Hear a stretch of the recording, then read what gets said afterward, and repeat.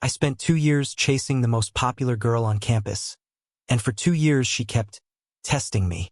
Just when it finally seemed like we were about to make things official, she suddenly posted another guy on Instagram and announced they were together. Furious, I was ready to confront her and demand an explanation, but then a flood of comments appeared in front of me. Finally, it's here. This is the heroine's final test. If the male lead passes, we're about to get all the sweet couple content. She promised to officially date him on his birthday, but announced another relationship a month early just to see if he would stay loyal no matter what. The heroine may seem cold and elegant, but deep down she's sensitive and fragile. Sensitive people need someone who will never leave them. Another comment said, "Male lead, you have to pass this test." I stared at the intimate photos she posted, completely stunned. The smile on her face carried a kind of sweetness and happiness I had never once seen when she was with me. In the end, I simply smiled, liked the post, deleted her from WeChat, and blocked her. Then I posted my own Instagram story. Fragile, sensitive, and addicted to playing games. If there's something wrong with your head, go get it treated. That same night, the campus bell completely blew up my phone. I had barely blocked Willow when the comments exploded again. Wait, did I see that right? The male lead actually blocked the female lead? Isn't he supposed to beg her not to leave him? Another person wrote, "Poor girl. Her phone is practically on fire waiting for his message, and he just disappeared on her." Someone else added, "The guy's taking it too far. She was only testing him a little, and he blocked her and threw shade at her online." Then another comment appeared, "Just wait. Once he sees her acting all lovey-dovey with another guy, he'll come crawling back." I had no idea why I could suddenly see these strange comments, but it wasn't hard to figure out who they were talking about. The so-called male lead and female lead were obviously me and Willow. But seriously, were these people insane? She was the one who publicly posted another guy and humiliated me, yet somehow I was expected to beg for forgiveness? Yes, I liked Willow, but my feelings were never something she had the right to test. Just a few days earlier, I had still been trying to figure out what kind of birthday gift she would like, carefully asking about her interests and preferences. Looking back at our chat history now, it was painfully obvious that almost every message was from me. Willow barely replied. I kept comforting myself by thinking she was busy or hadn't seen my messages, but now it all felt ridiculous. Maybe she never took me seriously from the very beginning. My friends always said I was the kind of person who loved wholeheartedly. When I cared about someone, I gave everything without holding back. But once I stopped caring, I cut ties completely without hesitation. By then, several friends had already sent me screenshots of Willow's Instagram, asking what happened. Others were asking about my post, clearly hoping for drama. I ignored every single message. I had written that Instagram post out of anger, but I no longer felt like deleting it. Whatever Willow thought after seeing it didn't matter to me anymore. If she was offended, she could call the police for all I cared. I turned off my phone and went back to memorizing IELTS vocabulary. Overthinking had never been my style. Too much emotional stress only gives you problems. Memorizing more words, on the other hand, could actually help build my future. By the time I left the library, it was already dark outside. The moment I turned my phone back on, dozens of missed calls appeared on the screen. Every single one was from Willow. In 2 years, this was the first time she had ever called me first. Just as I was about to check the notifications, her call came through again, and I accidentally answered it. A cold, calm voice immediately spoke from the other side. "You blocked me on WeChat?" she asked. "Yeah," I replied calmly. "You were becoming an eyesore, so I deleted you." Silence followed. Then she asked, her voice slightly raised, "What's wrong? Are you mad?" I let out a soft laugh. "Why would I be? If you found happiness, then I'm happy for you. I wish both of you the best." The moment those words left my mouth, I heard something smash on her side of the call. Willow's voice instantly turned ice cold. "George, do you even understand what you're saying?" she snapped. "I do," I replied calmly. "Willow, let's stop contacting each other from now on." I said every word slowly and clearly, my tone steady and firm. Willow stayed silent for a long time before finally speaking in a voice I couldn't read. George, you're just like everyone else. Then she hung up. The comment feed exploded again immediately afterward. What's happening? Weren't they supposed to start their sweet couple life after this? Why are they suddenly cutting ties? The male lead is way too petty. The female lead loves him so much. Can't he just let her win for once? Another comment said, exactly. If I had such a fragile and sensitive beauty, I'd love her no matter how dramatic she acted. But someone else disagreed. Am I the only one who thinks the female lead went too far? Trust is the most important thing in a relationship. Testing someone like this isn't right. Then another person argued back, you don't understand. She became like this because her parents divorced when she was little. The male lead should have given her more love and emotional support. As I walked back to the dorm, the bitterness in my chest still wouldn't fade away. After all, when you truly love someone, how could it not hurt? And honestly, what those comments said about Willow's family situation was true. Her brother had told me about it a year ago. That was exactly why I had tolerated so much from her for such a long time. But the truth is, you should never try to save someone.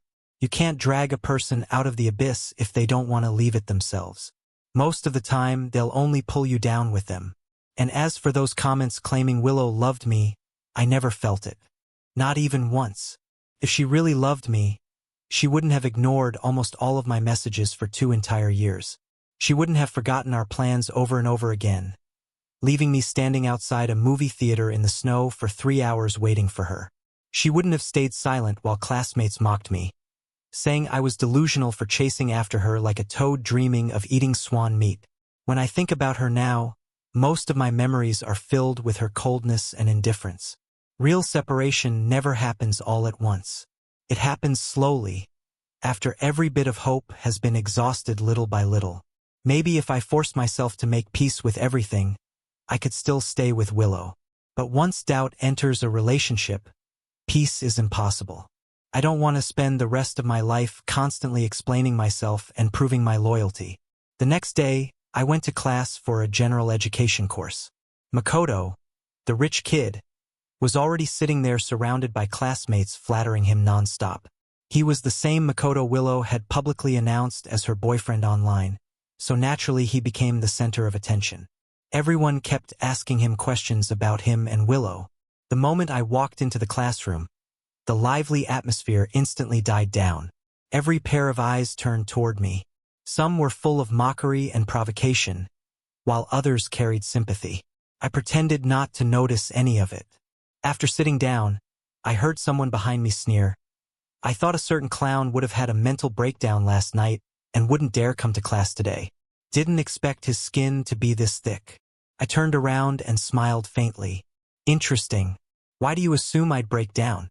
Don't tell me you're the one who likes Willow and cried yourself to sleep under the blanket last night. His expression froze immediately. He nervously glanced at Makoto before stammering, Don't talk nonsense. You think everyone's as shameless as you. I laughed. At least I'm not a coward. When I like someone, I admit it openly and pursue them honestly.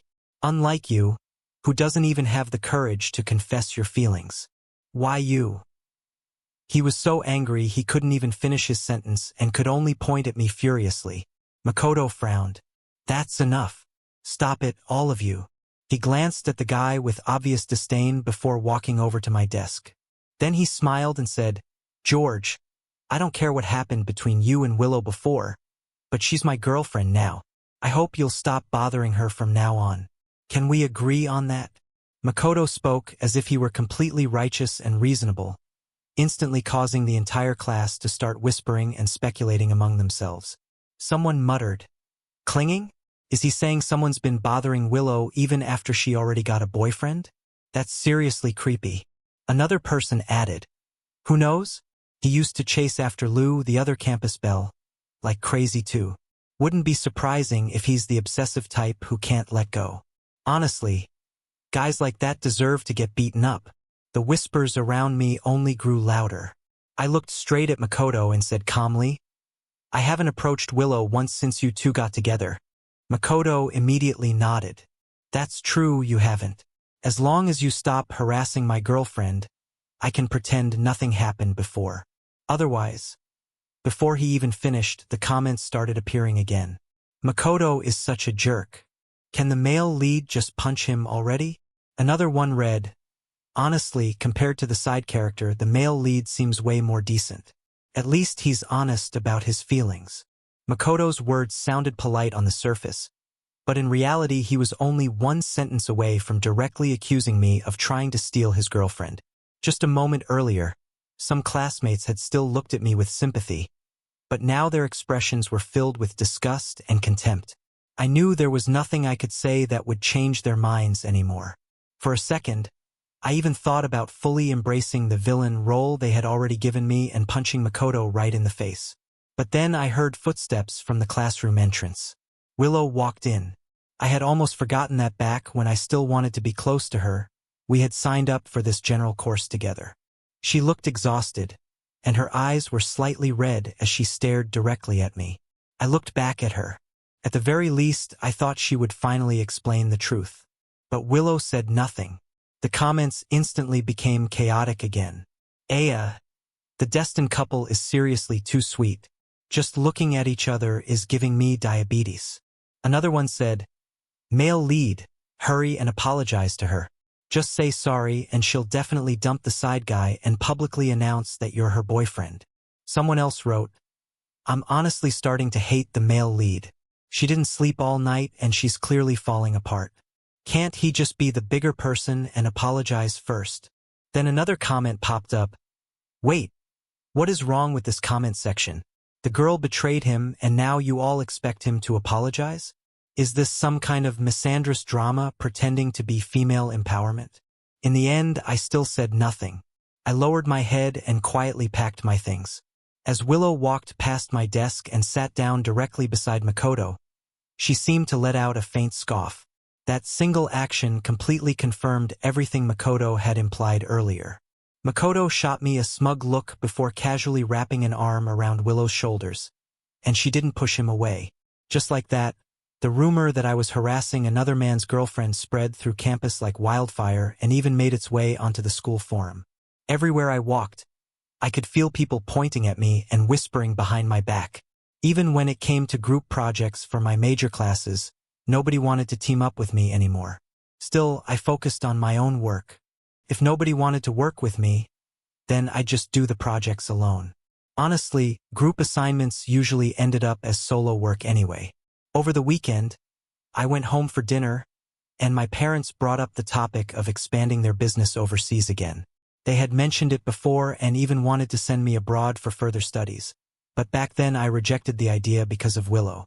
But now, thinking about everything happening at school, even if I could pretend not to care, nobody wants to spend every day being publicly humiliated. So I finally told them, I'm willing to study abroad. The moment they heard that, they were overjoyed. After all, they were preparing to enter an overseas market, and if things went well, they might even settle abroad permanently. Naturally, they didn't want to leave their son behind. But when they mentioned the departure date, my hand paused slightly while holding my chopsticks. The date happened to be Willow's birthday. My parents noticed my reaction and immediately asked if we should change it. I simply smiled and shook my head. No need. This date is perfect. After returning to school, I prepared to submit my completed study abroad application to my advisor. But the moment I stepped out of the dorm building, I ran into Willow. Lately, I had been seeing her almost every day because Makoto also lived in this dorm. The two of them were inseparable now, going to class together, eating together, walking around campus together. It almost felt like that cold and distant version of Willow had existed only for me. She slightly lifted her eyes and looked at me coldly, as if waiting for me to greet her the way I always used to. I ignored her completely and walked past her. But in the very next second, she suddenly grabbed the cuff of my sleeve. Her eyes immediately landed on the words, "Study abroad," written across my application form, and her voice trembled slightly as she asked, "What's that in your hand?" I frowned. "Can't you read?" Willow bit her lip. "You're going abroad?" I wasn't in the mood to waste time talking because my advisor would be leaving in 30 minutes. so I grabbed her wrist to pull her hand away from my sleeve. But at that moment, Makoto walked out of the dorm building. The second he saw me holding Willow's hand, his expression darkened. "What the hell are you two doing?" he snapped. Willow completely ignored him.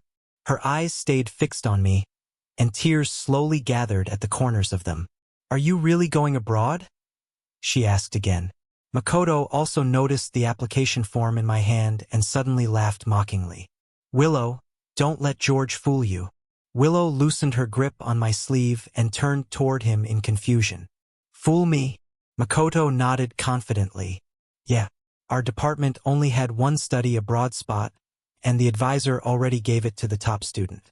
That form George is holding is from last month." Hearing that, Willow finally let go of my sleeve completely, and the tension in her face eased. I glanced down at my sleeve that she had practically ruined from pulling on it so hard. Even the stitching near the cuff had come undone. Willow had always been like this. The second her emotions got stirred up, she completely lost control and acted recklessly without thinking. I looked straight into her eyes, and she let out a cold scoff. "George, is this really the only way you can get my attention now?" Honestly, I wanted nothing more than to slap some sense into her and tell her to stop acting ridiculous. If she hadn't stopped me, I would already be in my advisor's office by now. But she kept going. "Or maybe you realized you still can't forget me, and you want me to give you another chance?" This last sentence came out much softer than before, almost gentle. The comments immediately started flooding in again. "Male lead, your girl is literally giving you an opening here. Take it." Another one read, "Willow never lowers her pride for anyone, and now she's practically handing him a way out. Don't be stupid." Someone else added, "Poor girl has been thinking about the male lead nonstop these past few days. She came here just to see him. If she keeps forcing herself to stay proud, she's going to break down." I looked at those comments, then at Makoto's smug face and suddenly laughed. Meeting Willow's eyes again, I said calmly, "Willow, do you really think I'll chase after you forever and keep acting like your simp?" Her entire expression froze. I stopped looking at both of them and walked away immediately. My advisor would be leaving soon, and I didn't have time to waste. Makoto wasn't wrong about one thing. Our department really only had one official study abroad spot. But mine had never come from the department in the first place. After handing my application form to the advisor, I returned to focusing on my own life. That evening, while I was working on a group project in my dorm room, a few photos suddenly popped up on my phone. They were from Makoto. The pictures showed him and Willow sitting closely together inside a private booth at a club, looking extremely intimate. That was when I realized I had only blocked Willow and completely forgotten to block him. In the photos, Willow's cheeks were flushed red, her eyes looked hazy, and she was happily leaning against Makoto's chest. I only opened one picture before instantly blocking Makoto too. But the comments exploded once again. "George, don't fall for the side character's tricks. He sent those photos on purpose to mess with you." Another said, "Exactly. The girl was only drinking because she was upset over what the male lead said this morning. She got taken advantage of after getting drunk." Someone else wrote, "Makoto tried to kiss her earlier, but she pushed him away. She's still a good girl. She's literally calling the male lead's name even now." Reading those comments, I couldn't help but scoff. Maybe my understanding of what a good girl is was just completely different from theirs. In my eyes, no matter the circumstances, a good girl would never test someone's love by going out drinking late at night with another guy who clearly had feelings for her. And that was when I finally realized something. Ever since I stopped blindly worshipping Willow, she not only lost the perfect goddess image I once had of her, but I also started noticing flaws that I genuinely couldn't tolerate anymore. It felt like the version of her in my memories was slowly rotting away. In the days that followed, I still ran into Willow and Makoto all the time around campus, but I treated them like complete strangers. Sometimes I could hear Willow calling my name from behind me, but I always acted like I didn't hear her. People around campus started saying that her relationship with Makoto wasn't nearly as perfect as he made it seem. Some students had even seen moments where Makoto would call out to Willow from behind, but she would just keep walking without turning around once. Honestly, I had no interest in their relationship drama anymore. I thought that as long as I kept my distance, I could quietly wait for the day I left to study abroad. But one day, while I was organizing my notes in the library, someone suddenly placed a breakfast box in front of me. I looked up and saw Willow staring at me awkwardly. She quickly turned her face away and huffed. "I accidentally bought too much. It'd be a waste to throw it away, so here, you can have it." I looked down at the breakfast, 2 boiled eggs and a basket of soup dumplings. It was exactly the same breakfast I used to buy for her all the time. Back then, I genuinely hoped that one day my feelings and effort would finally be returned. But now, I didn't need any of that anymore. I pushed the food back toward her and said calmly, "I already ate." Willow didn't take it back. She frowned and snapped, "Wow, so ungrateful. Fine. If you don't want it, just throw it away." Without hesitation, I picked up the breakfast and tossed it straight into the trash can. Willow froze completely.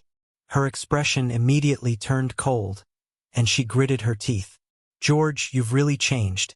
From now on, no matter how much you beg me, I'll never give you anything ever again."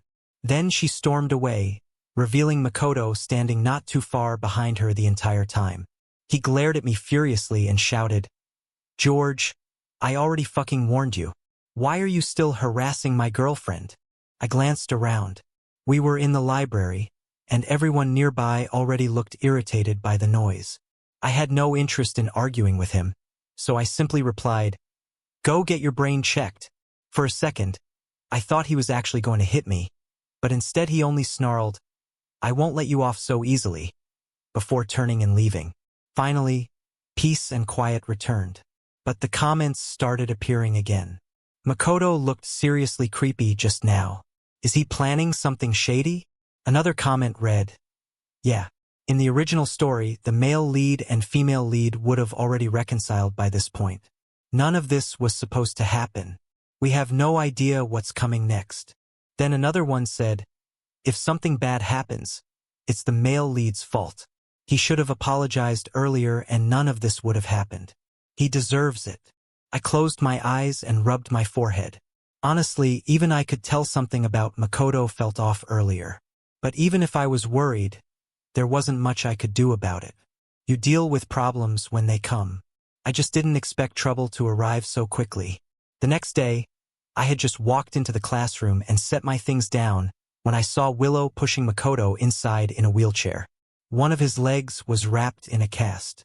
The moment everyone saw him, classmates rushed over in concern and started asking what happened. Makoto's face was bruised and swollen, and his voice sounded hoarse as he explained that he had been beaten up the night before and had his leg broken. According to him, he had been locked inside a bathroom all night and barely managed to survive. Seeing how miserable he looked, everyone around him became furious.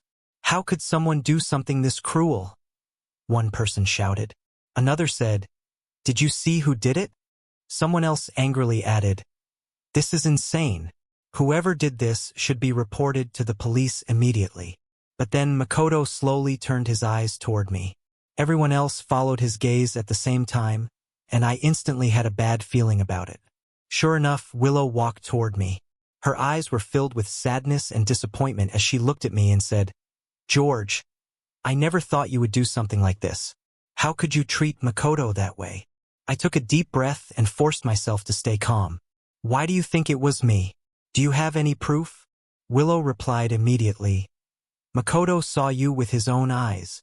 What more proof do you need?" She looked at me like I had completely disappointed her. The rest of the class quickly started defending Makoto too. "Exactly. Makoto saw it himself.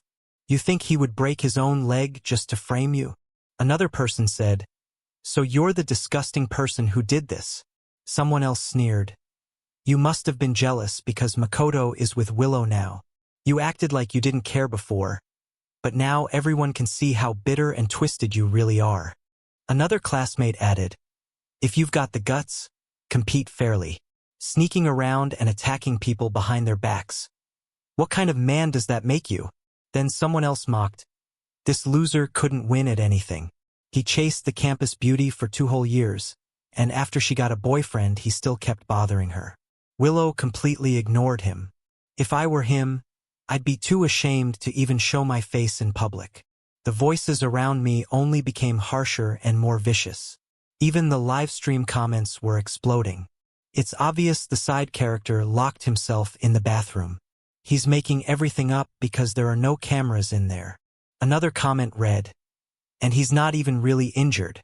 What a pathetic faker." I looked coldly at Makoto and asked, "You just said I locked you in the restroom at 8 p.m. last night, right?" Makoto rubbed his temples and avoided looking directly at me before quietly answering, "Yes." Willow immediately stepped protectively in front of him as if she thought I might attack him. She looked at me angrily and said, "George, what's the point of asking these questions now? The facts are already clear. Stop trying to deny it." I lowered my gaze toward Willow, my expression calm. "Then let's call the police and let them investigate." The moment I mentioned the police, Makoto's face instantly turned pale. Even Willow hesitated for a second before saying, "We all know involving the police won't end well for you. Makoto is already being very forgiving. If you apologize and take care of him until his leg recovers, help him out and serve him tea, that should be enough." The classmates around us immediately started praising Makoto for being generous and saying that someone like me didn't deserve forgiveness so easily. I sneered coldly. Why should I apologize for something I didn't do? And I'm definitely not serving Makoto tea. I can give him piss though. Does he want that?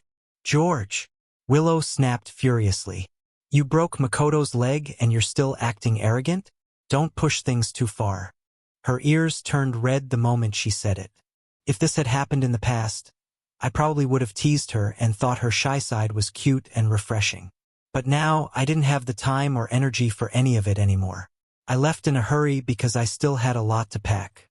If I delayed any longer, I'd probably be up all night. Besides, I likely wouldn't have many chances to return here again anyway. At the airport departure lounge, Willow had already called me 10 times. My mother glanced at my constantly vibrating phone and couldn't help asking, "Are you sure you don't want to answer? What if it's something important?" I smiled, shook my head, declined the call, turned my phone off completely, and slipped it back into my coat pocket. Soon, the boarding announcement echoed through the airport speakers, and my parents and I headed toward the gate together. Surprisingly, I didn't feel even a little sadness or hesitation. Instead, my heart was filled with excitement and determination. I had always known clearly what kind of future I wanted. The first thing I did after getting off the plane was switch to a new SIM card. Later, through the livestream comments, I found out that Willow had actually planned to keep her promise that day and officially agreed to be my girlfriend. According to the comments, she wore the white dress I gave her and had even invited many classmates and teachers to witness it.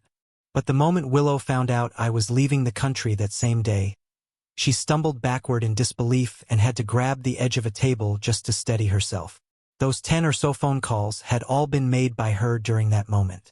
When she realized my phone was turned off and she couldn't reach me anymore, she completely broke down. She rushed out into the pouring rain, desperately trying to get to the airport to stop me from leaving and beg me to stay, but not a single taxi was willing to stop for her. Our classmates and teachers tried reminding her that by then my plane had probably already taken off. In the end, all Willow could do was stand there crying helplessly in the rain. After that, I stopped paying attention to anything related to her. Life abroad was busy but fulfilling. Since I majored in finance, aside from my heavy coursework, I spent every school break interning at my parents' company. I was their only son, and they devoted almost all of their energy and expectations to me. Even before I fully understood the business, they had already started giving me projects to manage on my own. As my parents liked to say, they weren't afraid of me losing money.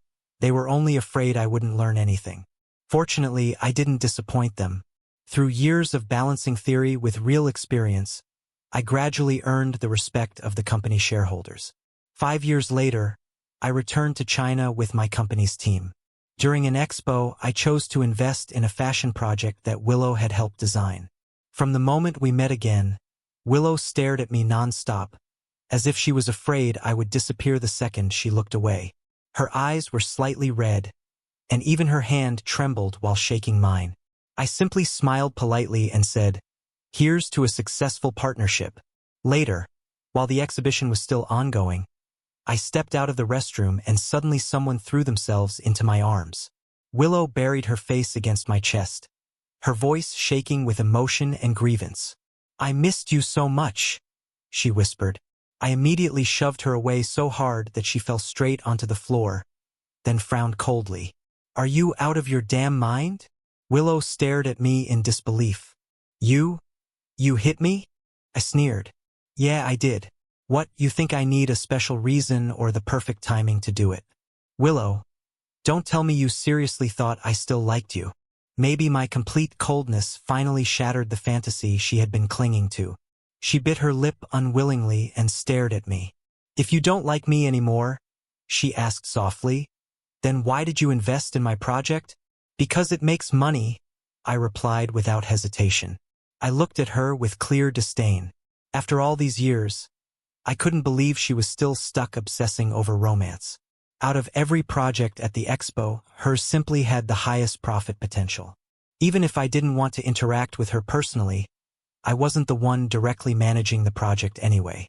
As long as I avoided her, I wouldn't have to deal with her. Besides, who would refuse a profitable investment? I was about to leave when Willow stopped me again. "George, I know I was wrong," she said quickly. "Back then, Makoto and I were just acting. He promised me that if you begged me, he would step aside." She continued desperately, "I didn't know he sent you those photos. And what happened in the office? He tricked me." I looked at her and let out a mocking laugh. "Really?" I said sarcastically. "So was it also Makoto's idea for you to stay silent while everyone accused me of harassing you?" Willow froze completely and couldn't say a word. After a moment, she stepped closer and whispered, "Back then, I just wanted you to lower your pride for me." I immediately raised my hand to stop her from getting any closer and stepped back. "Willow," I said coldly, "you were the one who let Makoto into your life. You were the one who turned me into a joke across the entire school. You were the one who chose not to trust me." I looked straight at her and continued, "You gave Makoto every opportunity to manipulate you, and now you're trying to blame everything on him? Don't you think that makes you both ridiculous and pathetic?" Willow instinctively shook her head, but she couldn't say anything in response. I had no interest in continuing the conversation and turned to leave. But Willow immediately chased after me again and grabbed onto me outside the hotel entrance. Just as the security guards finally managed to pull her away, bang! A bright red Ferrari suddenly slammed directly into Willow's white Porsche. A woman stepped out of the Ferrari, her long hair blowing lightly in the evening breeze. She removed her sunglasses, revealing delicate features and bright, clear eyes. With a faint smile, she said casually, "Oops, sorry, Miss Liu. I accidentally hit your car. I'll just have my brother buy you a new one tomorrow." Even though her words sounded apologetic, there wasn't a trace of remorse on her face. Willow glared at her furiously.